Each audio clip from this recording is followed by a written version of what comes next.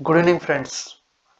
आज हम पढ़ेंगे राइट अगेंस्ट एक्सप्लोइटेशन, जिसे बोलते हैं शोषण के विरुद्ध अधिकार। ये आर्टिकल 23 और 24 में दिया गया है।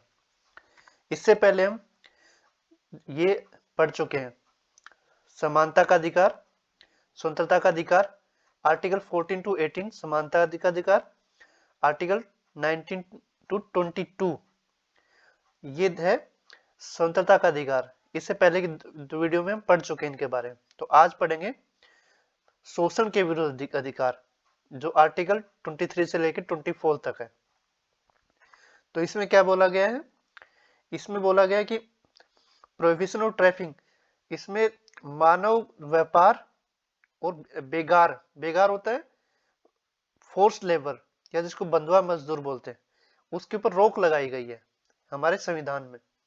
और अगर कोई ऐसा करता हुआ पाया जाता है तो उसको ऑफेंस समझा जाएगा। और ये जो अधिकारी है सिटीजन और नॉन सिटीजन दोनों के लिए है। ये अधिकार एक मतलब कि जो इंडिविजुअल जो कोई बंदा है उसको मतलब राज्य के से ही नहीं बचाता, बल्कि कोई प्राइवेट पर्सन अगर कोई ऐसा करता है उसके खिलाफ तो भी उसको उसकी रक्षा करता है।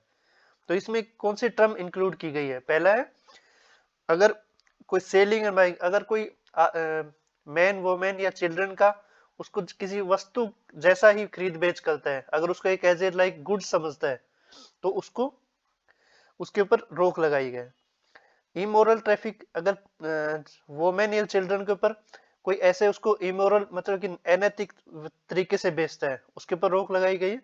एक देवदासी, देवदासी एक पहले की एक परंपरा थी।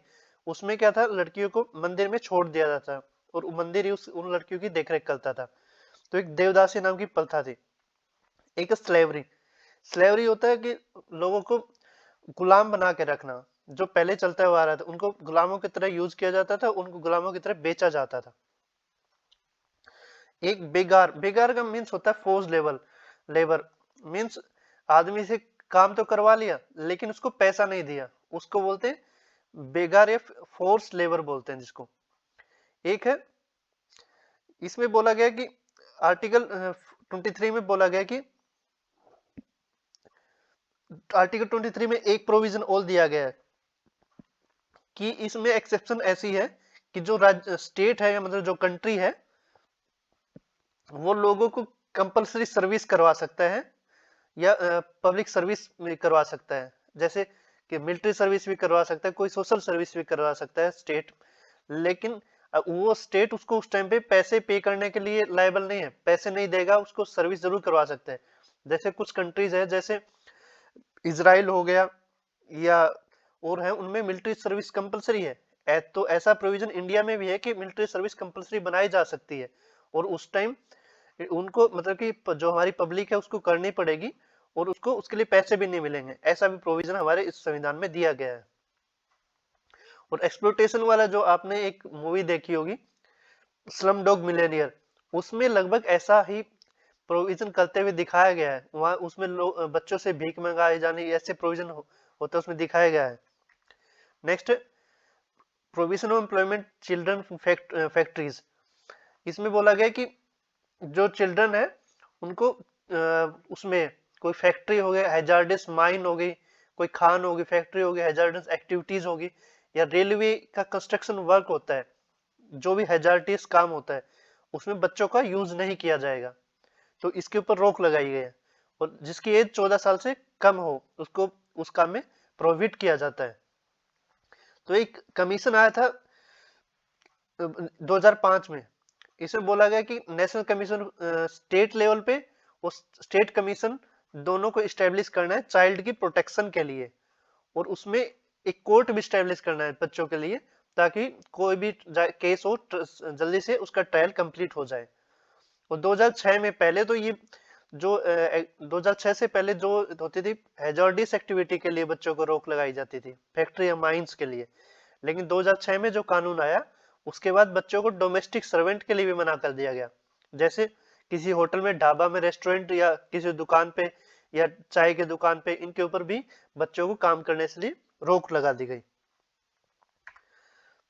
Next, right to freedom of religion, means हमारे उसमें कॉन्स्टिट्यूशन में सभी को धार्मिक स्वतंत्रता का अधिकार है, जो अनुच्छेद 25 से लेके 28 तक है। इसमें बोला गया freedom of consign free profession practice and propagation of religion. इसमें जो तीनों वर्ड है इनका अलग अलग मीनिंग है। कंसाइंस का मतलब होता है अपने विवेक से या अंतरात्मा से। प्री प्रोफेशन मतलब कि अपने जो भी रिलीजन है उसको कैसे उसको फॉलो करना, और प्रैक्टिस का मीनिंग होता है अपने रिलीजन के लिए कैसे कोई मतलब कि नमाज पढ़ता है या कोई हाथ जोड़ के प्रार्थना करता है, या कोई जो ये अलग अलग रिलीजन है सबके अपने अपने कस्टम्स और रिचुअल्स हैं, तो कैसे फॉलो करता है और अपने धर्म को कैसे फैलाता है। धर्म को फैला तो सकते हैं लेकिन किसी को उसके लिए बाध्य नहीं कर सकते, दूसरे को मतलब जबरदस्ती धर्मांतरण नहीं करवा सकते किसी का, ऐसा हमारे संविधान में बोला गया है। और इसे क्या है जो भी होगा ये कंसाइंस और प्रोफेस प्रैक्टिस और अप्रोप्रिएट होगा, ये होगा लोगों की पब्लिक ऑर्डर मोरालिटी और हेल्थ।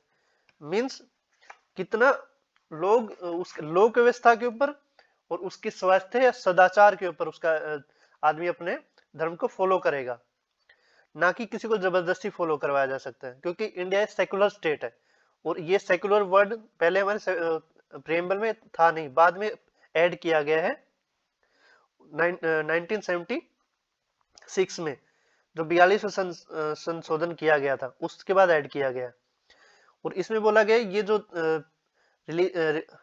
फ्रीडम ऑफ रिलीजन है ये सिटीजन और नॉन सिटीजन दोनों के लिए होगा।